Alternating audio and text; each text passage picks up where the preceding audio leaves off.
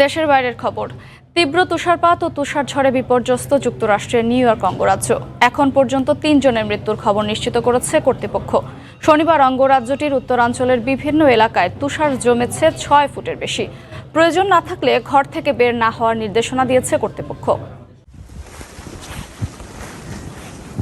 তুষারের নিচে ঢাকা পড়েছে নিউ ইয়র্ক অঙ্গরাজ্যের অর্ধেক অঞ্চল।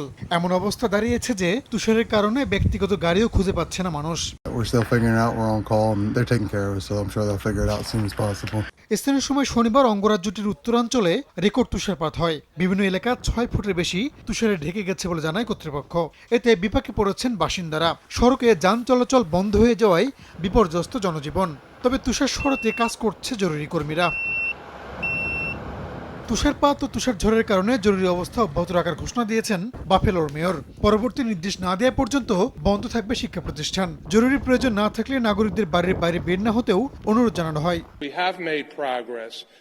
কিছু কিছু অঞ্চলে একটু উন্নতি হয়েছে, তবে এখনই সব নিষেধাজ্ঞা তুলে নেওয়া হচ্ছে না। এ সময় বাড়ির বাইরে বের না হওয়া ভালো। আমরা চেষ্টা করছি যত দ্রুত সম্ভব রাস্তা থেকে তুষার সরিয়ে ফেলা হবে। দেশটির আবহাওয়া বিভাগ জানিয়েছে আগামী কয়েকদিন তুষারপাত পরিস্থিতির আরও অবনতি হতে পারে। নিউ ইয়র্কের পাশাপাশি আশপাশের অঙ্গরাজ্যগুলোর উপর দিয়ে তুষার ঝড় বয়ে যেতে পারে বলেও আশঙ্কা করা হচ্ছে। রাহানুল রানা, সময় সংবাদ।